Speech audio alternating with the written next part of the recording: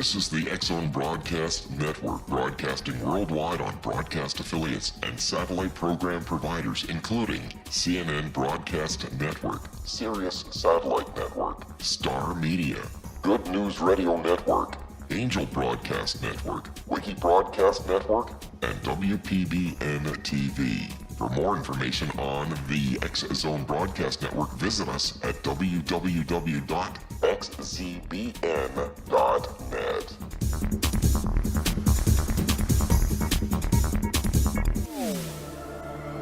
The X-Zone Radio Show with Rob McConnell is largely an opinion talk show.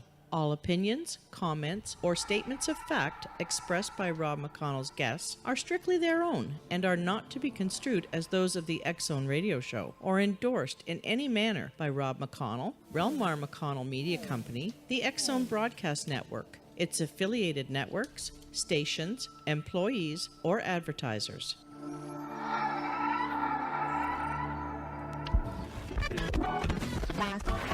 All Hit Radio.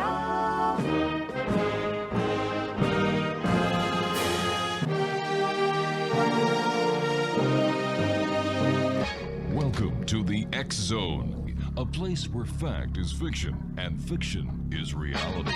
Now, here's your host, Rob McConnell.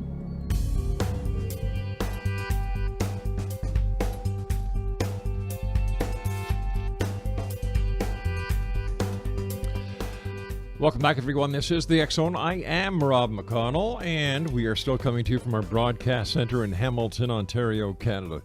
If you'd like to send us an email, xzone at xzoneradiotv.com, on all social media sites, X-Zone Radio TV, our website, xzoneradiotv.com, and for all the shows that are available to you 24/7, 365 on the X-Zone Broadcast Network, www.xzbn.net. And, of course, we're coming to you around the world on the Talkstar Radio Network, Mutual Broadcast Network, Digital Satellite Network, Sirius Digital Satellite Broadcast Network, and iHeartRadio. Exonation, my guest of this hour is Tricia McCannon. She is a renowned American clairvoyant, historian, and teacher who has traveled the world in search of answers to the greatest mysteries of the ages.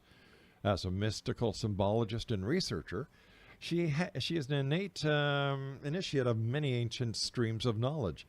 She is the author of 13 online books and 35 DVDs, as well as the acclaimed books Dialogues with Angels, Jesus, The Last 30 Years, and the Ancient Mystery Religions, Return of the Divine Sophia, and the Angelic Origins of the Soul, Discovering Your Divine Purpose, due out later on, I believe it's in September, by our good friends at Inner Traditions. Her website is www.triciamccannonspeaks.com. And Tricia, welcome back to the X-Zone. Oh, Rob, it's such a pleasure to be with you and all of our listeners tonight. How are you? I'm doing great. Congratulations on another book. I can hardly wait to read it. And, September's just around the corner. Yeah, it comes out the end of September, and I'm real excited about it. They've actually, all my books have about 100 black and white illustrations, because I really love those pictures. And this one, they've given me a color folio of 16 color images, and I'm so excited because it's really, very much about who we are as a soul and our journey down here on Earth, which seems so confusing to so many of us, and finding our higher purpose. What was it that got you started on your quest, on your voyage through life, helping so many people that you have? Well, I think like so many of us, I grew up in one of those great American dysfunctional families. And, of course, that isn't unique to just America. We've got dysfunctional families all over the world. Oh, you bet we do. And, when you see the suffering that people go through, sometimes inflicted, and sometimes sort of because they're caught in an environment that they don't have much control over, which is true for most children who grow up in families. And, of course, the parents are playing out the patterns of their parents and so forth and so on. Then it makes you start asking those deep questions about, why is there suffering? And, why can't God intervene in this? And what's the nature of free will? And what's the purpose of life? And, I think suffering, you have choices. It either makes you go deeper into yourself and really trying to make that connection with spirit to get those answers, or it turns you, to where you become bitter or reactionary or angry or hurt. And so for me, it was the first one. And so that really kind of set me on my path. It seems in today's society, the established religious philosophies are starting to lose track. Followers are starting to lose faith because of the quest that each of the followers is on and the inability of the religious philosophy to help answer those questions. Yeah, that's really actually a very good point. And I think if we stand back from it historically, in the ancient world, it was always known that there was an exoteric or an outer path which taught things like morality, like the Ten Commandments, don't lie, cheat, steal, or kill, or take your neighbor's wife, which of course helps for a harmonious society and means that we're not producing karma and conflict. Right. But then there was an esoteric teaching, and the esoteric teaching was always about helping the student or the initiate to make that powerful interconnection with the divine, with God for themselves. And I think what's happened, Christianity, which of course we all love Jesus. I mean, how can you not adore Issa or Jesus and the wisdom that he brought? Basically forgiveness is the key. Do unto others as you would have them do unto you. The kingdom of heaven is within. These are powerful messages to live by. But, whether it's the Jewish teachings or it's the Muslim teachings, each one of these paths, and if you go back further, of course, Buddha and the Shinto teachings, the Taoist teachings, the Vedantist teachings. Hey, speaking about teachings, Tricia, you and I have to take a commercial break so we can teach our listeners about our sponsors. Okay, well, we'll come right back and I'll finish my point. Exonation, Tricia McCannon is our special guest, and we'll be back on the other side of this break as we continue here in the X Zone from our broadcast center in Hamilton, Ontario, Canada. Don't go away. This is the X Zone Broadcast Network, broadcasting worldwide on broadcast affiliates and satellite program providers, including CNN Broadcast Network, Sirius Satellite Network, Star Media, Good News Radio Network, Angel Broadcast Network, Wiki Broadcast Network, and WPBN TV. For more information on the X Zone Broadcast Network, visit us at www.xzbn.net.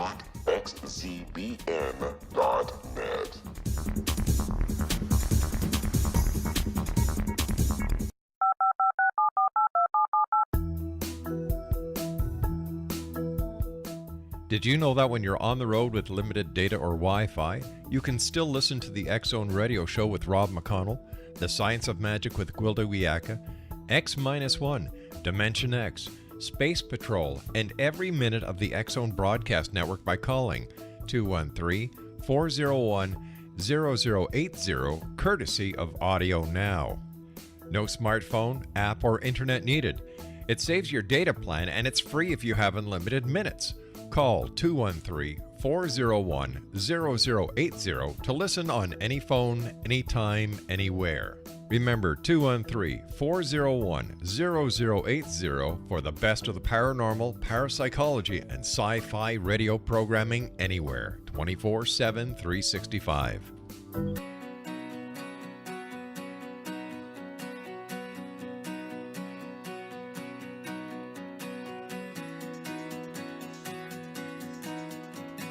Tricia McCannon is my special guest for this hour, X Zone Nation, and for the past 2 decades she has been a headliner at conferences around the world, speaking on a variety of subjects as diverse as angels and extraterrestrials, Atlantis, the divine feminine, the lost years of Jesus, the new earth, and the new quest for the Philosopher's Stone.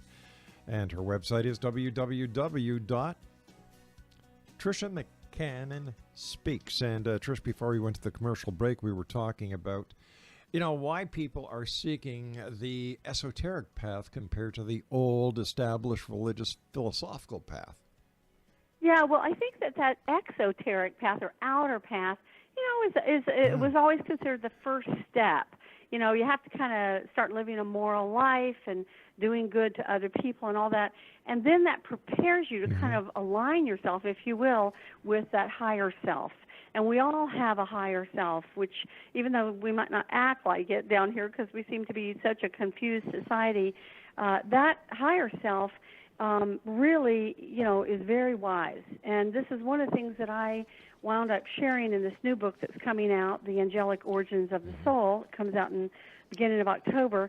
And that is that in the esoteric or the inner teachings of these great spiritual traditions, they knew about the existence of something called the angelic twin. And the angelic twin is an incredible concept. And it's basically that each of us have the bigger portion of us that resides in heaven. In other words, it's already there. And that it extends a portion of itself out, 20%, 30%, 40%, to take these incarnations in the physical world, like to come down to earth. And, of course, we come down here, and most of us have amnesia. It's like we come down with one hand tied behind our back, and our memory's wiped, and we can't remember who we are. Although there certainly are young children, you'll see 3, 4, 5, 6, 7 before the cognitive mind really kicks in and they start going to school and being conditioned to fit into the new life, that we'll talk about past lives, they'll talk about invisible helpers, they'll talk about spirit guides or the grandpa that died 3 years before. So they have much more access into the inner worlds when they're young. But then, their parents are like, hey, don't talk about that stuff. Go to school and fit in. And then, of course, they wind up closing those inner senses. And so, part of what I think is happening, Rob, that you're talking about is that people are going, look, it's a shallow, when I go to church or whatever, even though it's nice to have spiritual community, they're only giving me so much. And what they're giving me helps me some, but I want to go deeper. I want to go to a deeper place of connection with the divine or with my higher self or with my guides or with God. And I need a deeper sense of purpose in my life and direction. And I think that's critical. I think that's really an important thing, that we're not just floating on the surface in a superficial way. And especially when we look around and we see the things that are happening with the environment, with the animals, with the forest and the plants, with the GMOs, with some of the crazy decisions that some of our political leaders, including, I'm from America and I love America, but, I think that Donald Trump is a challenging individual to have as the president of the United States, because he's basically a pathological liar and a narcissist.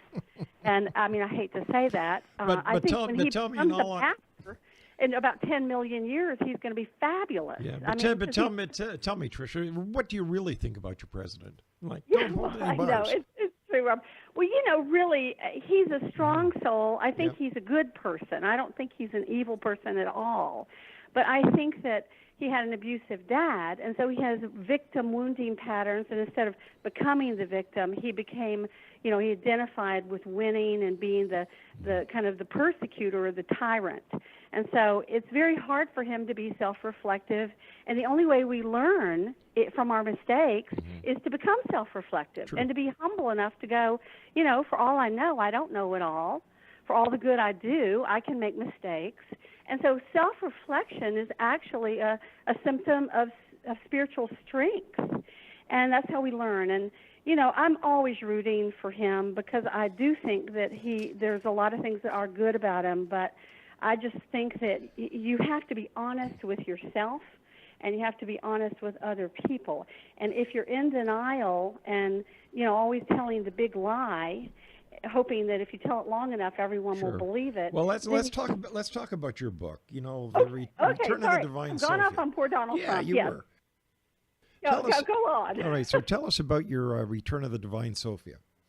Well, as you know, that book came out about 1.5 years ago, and like the Jesus book, there are study groups actually all over the world that are studying those books, because as you know, I'm a very intense historian and researcher, and each of those books has about, I think the Jesus book has 1,200 footnotes and 100 pages of back matter, and the Sophia book isn't far behind.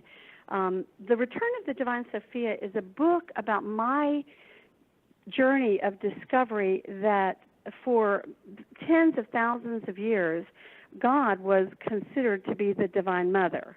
And that is because people could look around in nature and they saw that the only being that ever gave birth, whether it was an animal or a human, was the feminine. And so by logic, who would have birthed the universe would have been the Divine Mother. Men don't give birth. They contribute, but they're not the major birth givers. But so without as long a man, as but that without idea was held, there was no war on this planet. But without a man, there would be no birth. That's absolutely true. And so in time, what happened is it became the Divine Mother and Father, which is wonderful because there, of course, is an aspect of the divine that expresses beautifully through the divine male and beautifully through the divine female. And then it became the Divine Father, Mother, Daughter, and Son. In other words, the aspects of the Mother and Father that periodically incarnate in human form and come down to help humanity. And as long as that was held, things were good. But then what happened is basically the patriarchy rose up and got rid of the son, the daughter, and the mother. And so we then wound up with very warlike, competitive societies. And then eventually we got the son back with Christianity. And we sort of got some mother back with the Divine Mother Mary. But we lost the daughter altogether. And this is one of the reasons I think why we have had a very uneven or imbalanced society is because it's just like the two hemispheres of the brain. You need the whole brain to have a balanced life. What do you mean about the imbalanced society? Explain that to me. Because I don't see society so imbalanced.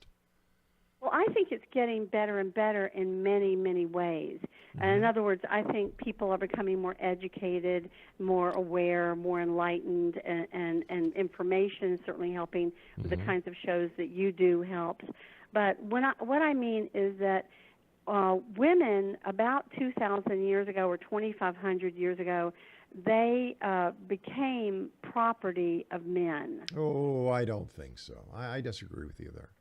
When you look back in history, Cleopatra, she wasn't the property of any man. You look back at the French queens the British queens, Queen Elizabeth, Queen Victoria, they weren't property of any man. You're absolutely right. And throughout the rest of history, it's the same way. There are definitely exceptions, Rob, but like women did not get the right to vote in America till 1922. Yeah.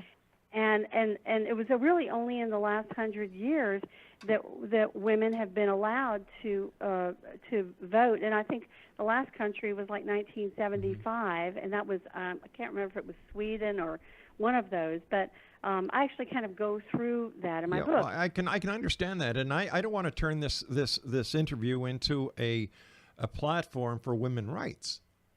This is not really about women being blaming everything on men. So I think it's really important to say that there are wonderful, enlightened, supportive, aware men in the world, just like there are women, and there are damaged, wounded men and women in the world. We've all inherited these aspects of culture that are, I think, out of balance. And out of balance, all right. I agree with you. All right, but once again, I don't want to dwell on this fact.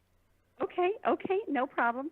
Well, in the Sophia book, that book is about the discovery of this hidden chapter in human history that brings us, of course, through, to discover some of the hidden teachings of Jesus, where he talked openly about the divine Abba, Father, Amma, Mother, God, which, of course, was changed by the correctorites in the Catholic Church to only be the Father God instead of the Abba, Amma, Father, Mother. And also he talked openly about the divine Daughter and Son. Well, based on Catholicism, isn't Mary the Mother of God since Jesus was the human incarnate of God? I just love how you put it, but I will tell you that the Catholic Church very clearly says, I have actually a book about Mary's 250 apparitions all over the world, and in the foreword they make a very clear point of saying there's nothing divine about Mary. She was just a human woman. She just lent her womb and her uterus for the Son of God to be born. All right. Have you ever gone to a Catholic church and sat through a Catholic Mass? I have. And so how can you say that? In fact, I was raised Episcopalian, which is kind of like Catholic light. And many Catholics honor the Divine Mother with great reverence, and Sure. I love that they do. Were you raised Catholic? No, I wasn't raised Catholic, but in my studies, excuse me, I've got a summer cold, but throughout my studies in theology, I learned about Catholicism. Yeah, yeah. Right. Well, then you would probably really, really enjoy reading my book. And if you want, I can ask my my publisher to send you a copy because I think you'd really enjoy it. I did a lot of serious research with it and really tried to document, everything. And I actually think we're more on the same page than you might think that we are. Well, it's not what I think, it's what my listeners think. You're not having a conversation with Rob McConnell, you're having a conversation with the X Zone Nation. So we have to open the scope so that they too will understand your message. Absolutely. Well, that's one of the reasons why I take the book through this journey, which for me, I was raised here in the Deep South in America. My dad was Baptist, my mom was Methodist, and then we became Episcopalian. Right. And so, I was raised very much in those traditional Christian religions, and I had no idea that there had been this earlier period of time. And I discovered that there was an archaeologist named Maria Gumbatis who in the 1950s actually, and she was, highly educated. She was a teacher, I think, at Cornell and at Yale, and she wound up spending 15 years in the Mediterranean doing this archaeological research. And her research became very fundamental as she published, book after book for the academic community, really showing this earlier culture where the divine feminine was honored and there were no wars, and men and women ruled together in a partnership model. And, of course, I had always just assumed, like many people, that, humans are just, there's going to always be war, that war is a way of life, and that, people are going to squabble and go kill each other and so forth. So this was a big surprise to me to discover that whole societies, whole continents could actually live without war in a peaceful All right, we've got to take our news break. Please stand by. X Zone Nation, Tricia McCannon is our special guest, and her website is www.triciamccannonspeaks.com, and we'll be back after this news break as we continue here in the X Zone from our broadcast center in Hamilton, Ontario, Canada.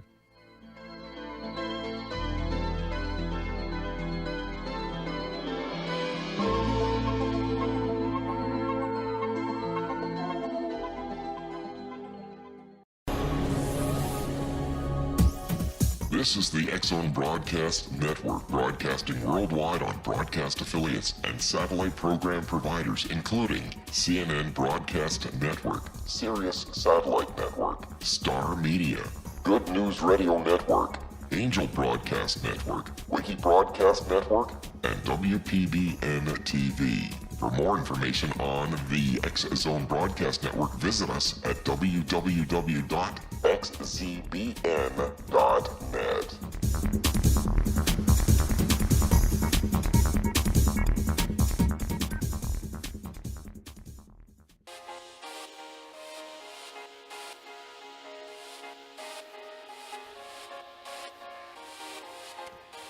X Zone Nation, I guess sitting 12 hours on a trip from East Coast Canada to Hamilton in the air-conditioned aircraft, getting in and out of aircrafts certainly plays havoc on the human body, so I apologize for the raspiness in my voice tonight.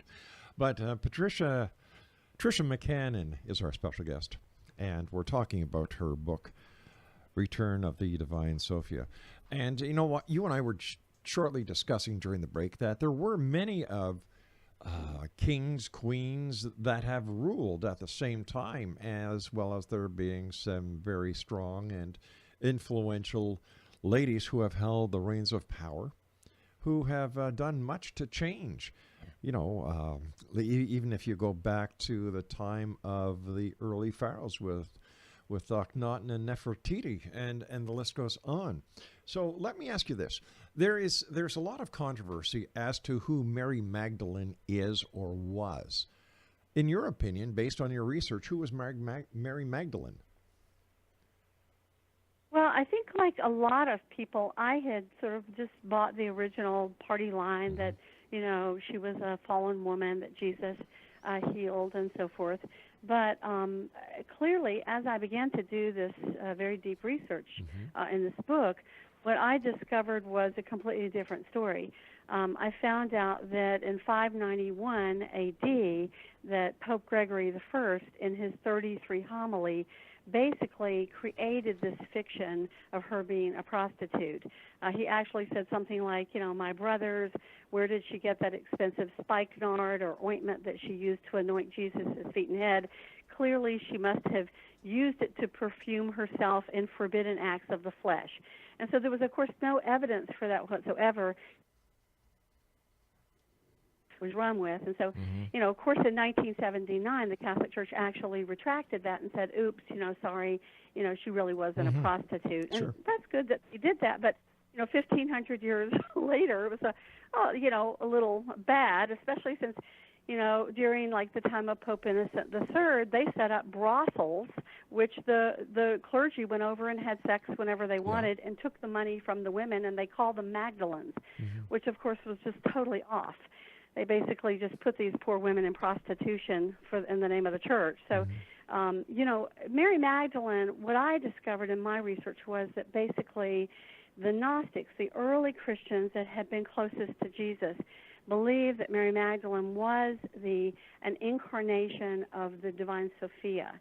And Sophia was the name that both the ancient Greeks and the Hebrews called the Divine Mother, and they also believed there was an aspect of the Divine Mother that came to earth as the Divine Daughter, and they believed that she was that incarnation.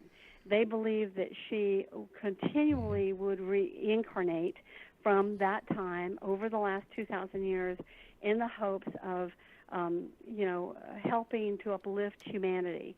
Is there any proof to substantiate these claims? I can only tell you that there were about 250 sayings of Mary Magdalene that were recorded by the early Gnostics, and they're profound. They're very, very beautiful. Of course, they're profoundly honoring to Issa or to Jesus, but they're really wise sayings. Well, how come these sayings that are, you know, that are attributed or for Jesus were not mentioned in the Bible by any of the disciples? Well, I think that what you have in the creation of the Bible, you know, there's only Gospels, Matthew, Mark, Luke, and John. And actually the Synoptic are the first three, Matthew, Mark, and Luke, that they believe was taken from a similar source, which they call Q. This is what biblical researchers and scholars have figured out. And the Gospel of John was separate. It didn't come from the same source. But most of the rest of the books in the Bible were written by Paul. And as you remember, Paul was a Hebrew tax collector called Saul. Right, and we're talking about the New Testament, not the Old Testament. And, you know, then he had this whole revelation. Yes, the New Testament, exactly. So when we talk about Jesus and Mary Magdalene, that's New Testament, not Old Testament. Right. So most of the books, and I think there are 27 books in the New Testament, and I think 13 of them were written by Paul. And I'm sure Paul had, you know, a good, you know, I'm sure he loved Jesus and he had a profound experience. However, he didn't actually really know Jesus. And like Luke, for example, didn't know Jesus either. He was actually a student of Paul's. And all this was, you know, new to me because I had never, you know, delved that deeply into it until I wrote the book on the lost years of Jesus and his 30 missing years. Now, excuse me. The last 30 years of Jesus and the book you wrote was based on research that you did with the Gnostic side of it? Oh, across the board, not just the Gnostic side. That book took me about 3 years to write. And I had access, I wound up having access to some of the hidden books that are in the Vatican. I wound up having books that were brought to me that Joseph of Arimathea had brought to England in 37 A.D. when they formed the first Christian community. And those books had been protected by the priest in Glastonbury, the Glastonbury Abbey, and eventually, of course, that abbey was taken down by Henry VIII when the Church of England started. And so that book was divided into 4 sections, many thousands of pages. And one of those books, is entrusted to ecclesiastical families to protect it. And one of the books had come up and was published about 2 years before, I think it was called the Colburn Bible, and before I wound up writing the book on Jesus. So during the 3 years of research for that book, I actually had someone show up at my door with that book. I had, all sorts of miraculous things happen during the course of writing that book. And I don't know if you remember, because I know we did a show on this some years ago when it first came out, but, I didn't set out to write a book on Jesus. Believe me, I was writing another book altogether, and I had this profound experience where Jesus actually appeared in my study and asked me to write a book about his lost years and secret teachings. Why you? He said, there's been enough war and bloodshed in my name. So why do you think Jesus would choose you? Well, that's exactly what I said. I was like, I'm a Christian, but I'm not a Bible-thumping Christian or anything. And I said, why are you picking me? I mean, I'm all about the great spiritual mysteries. And he said, exactly. And, what I was to discover through, and he said, don't worry, I'll open every door. It won't take but a moment. Well, of course, it took 3 years, and I had to remortgage my house twice to pay my bills. But, when a being like that asks you to do something, and you agree, it's a profound soul contract. It's a real labor of love. How do you know you were talking to Jesus? Well, like a lot of people, I have, gone to church and knelt and prayed and asked for Jesus to show up, and I hadn't seen Jesus. It's like I believed in him, but I hadn't seen him.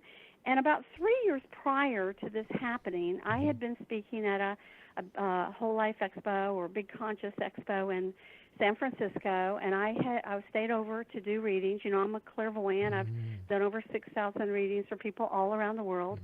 I see angels. I've seen them since I was a little girl and so forth. And so I stayed over to do readings, and these 3 older women came for readings, and they took me to lunch. And in the middle of lunch, to my complete and utter, shock, the door opened, and I actually saw Jesus in his light body come into this little bistro restaurant and sit down at the table, and I was just like, my mouth was hanging open, and I was flabbergasted. And I wound up going to the little bathroom, and he was waiting in the bathroom, about hovering a foot off the floor. He never said anything. He just, I got down on my knees, and I started praying, and I said, listen, I don't know what you're doing here, but, like, if you need help with something, I'm happy to help. And by the way, if you could help with my family situation, we had some challenges going on in my immediate family, that would be great. But, hey, if you can't, no problem. I'm still happy to help. And he just radiated this powerful, powerful heart energy that just opened my heart at such a huge level. And then after about 5 minutes, he moved off. But I had no idea what that was about. And I went out. I'd like you to tell me how you identified him as Jesus Christ. Well, all I can tell you is his... Did he say, I am Jesus Christ? Well, he looked like Jesus. How do you know what Jesus looks like? What did he look like? He had hair down to his shoulders, wavy, brownish, blondish, with a little red tinge. His eyes were like this gray blue. He wasn't, his nose was a little strong. He appeared to be about 6 feet, maybe 6'1", but I'd say about 6 feet. Broad shoulders, lean. Did he look like somebody from the Middle East to you? A little with his features, but said not his eye coloring. And his hair coloring doesn't match that of a person of the Middle East either. Well, so this is why I'm asking you, how do you know you were actually communicating with Jesus Christ? Well, let me tell you, in Galilee, there were a great deal of Gentiles that had come down from the Celtic lands. Okay. And I did not know this prior to my research, but this was one of the things that the Maccabees the family that took over around 150 BC down in Judea, they wound up going up and trying to, it was like either become Jews or we'll kill you.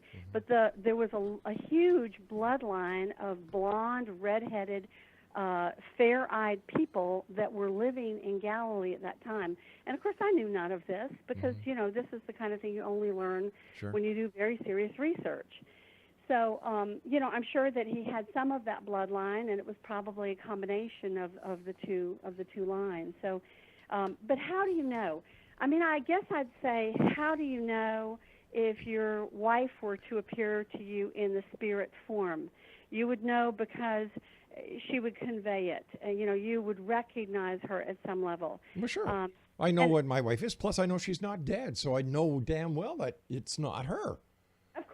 Of course. But what I'm saying, or maybe your grandfather, maybe he's passed over to the other side, and he appears. And in Jesus' case, I think he's such an extraordinary being that the emanation of his field is so profound that it is profoundly changing and changing for the person who receives it. And so when I went back out to speak to these ladies, I shared what had happened, and one of the women smiled and she said, she was a painter. She said, I've worked with Jesus for years, and I feel him come into my workshop all the time. So my theory is I kind of got on his radar because of her. I see. And so 3 years passed, and then I had this whole experience where I was in my office laying down. I was about a year and a half into writing a new book, and I had a little 3 chapters on Jesus that had become 200 pages inside of this much bigger book, and the book was just way too big, and I thought, I don't know how I'm going to solve this problem, and I finally thought, I'm just going to take this section on Jesus out, and that will solve my space problems.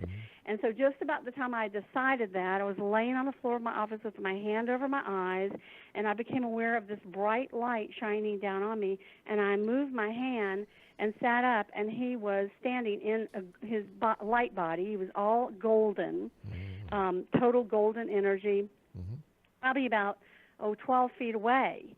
And I could barely even speak or breathe, for that matter, because it was such a profound experience. All right, we've got to take our final break. Please stand by. Exonation. Tricia McCannon is our special guest. Her website is, all right, do you have your pencils and paper ready? Here we go. TriciaMcCannonSpeaks.com, and we'll be back on the other side of this commercial as we wrap up this segment here in the X Zone from our broadcast center in Hamilton, Ontario, Canada. Don't go away. This is the X Zone Broadcast Network, broadcasting worldwide on broadcast affiliates and satellite program providers, including CNN Broadcast Network, Sirius Satellite Network, Star Media, Good News Radio Network, Angel Broadcast Network, Wiki Broadcast Network, and WPBN TV. For more information on the X Zone Broadcast Network, visit us at www.xzbn.net.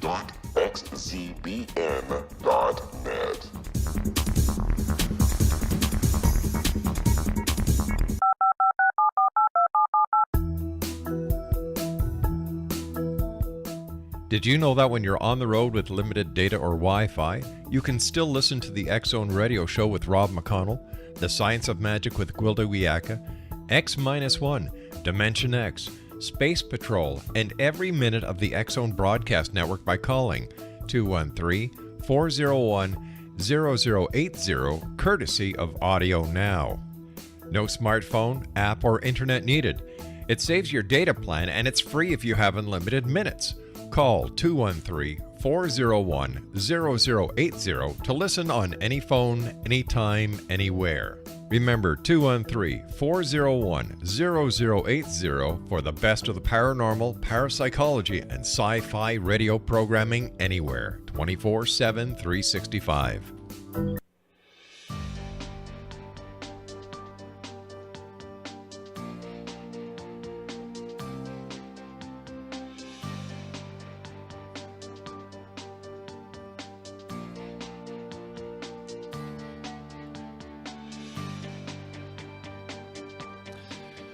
All right, so when we last left you, you were basically laying in your room, I believe, on the floor, And lo and behold, the Lord appeared in front of you. What did he say? Or what did he pass on to you? Well, it was that week after Christmas, which is like a powerful week for me because my birthday's the day after Christmas. It's quiet. Christmas is over, all the hullabaloo. It's kind of dark. The sun goes down early. And so, it's a perfect time for going in the cave time, especially if you're a writer or a meditator or whatever, and I'm both.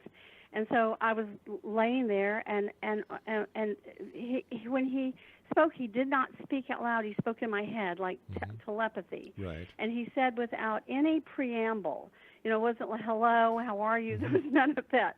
He said, I want you to write a book about my lost years and secret teachings. There has been enough war and bloodshed in my name. And I tell you, Rob, it was like an arrow pierced my heart. It was such a profound experience. And when I could even, catch my breath, how we have like these little mundane, human brains. And I had already spent a year and a half on this book, and I was kind of like close to being out of money. And I was like, well, could I finish this other book first because I'm running out of money? And he smiled, and he waved his hand. And Hello? Hello? And there you have it. I have no idea what happened to Tricia. We have been trying to contact her back. We are unable to reach her. Now, one thing that we have asked our guests in the past, please do not use a cell phone. Cell phones are very unreliable. They are not the answer to everything. Just because you can afford one doesn't mean they're going to work worth the poop. I find them a waste of time and a waste of money. In fact, our producers are under strict instructions, as well as all our show hosts. Do not use people on your shows, or do not give interviews for people who cannot use Skype or who use cell phones. It's that plain, it's that simple. Now, because Tricia has such a unique connection with Jesus Christ, maybe, just maybe, he decided that the questions were getting a little bit too tough. And divine intervention played into this entire... Well, let me see, what words can I use? Fairy tale. And bang.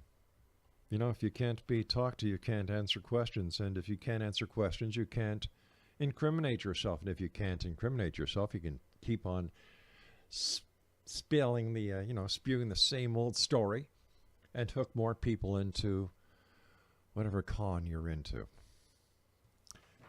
The fact that she never answered my question when it came to identifying this spirit as Jesus.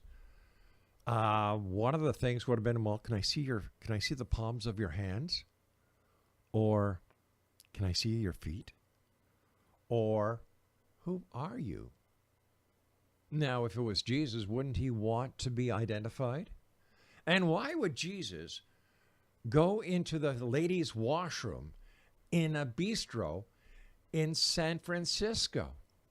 Why would Jesus, who was born in the Middle East, have bluish gray eyes? Nothing makes sense. And XO Nation, if it doesn't make sense, it's not true. So many people want so hard to believe that they will just believe anyone who can spew a good tale. I didn't ask her if she was a clairvoyant. I didn't ask her how many people she had read for. Personally, I don't care. I really don't. When you can't answer questions that I ask, when you can't make sense of a conversation like I could not with hers, except, hey, I've got a great story, I want to sell it, and I want to make money, and do you know why? This book has been endorsed by Jesus Christ himself.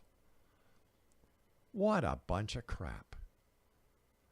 Listen, XO Nation, you've known me for 26 years. If I feel that somebody is pulling the wool over your eyes, I get very defensive. I am tired of people coming on my show I don't care what the other late night talk shows do. I don't care what the people who do these little podcasts do.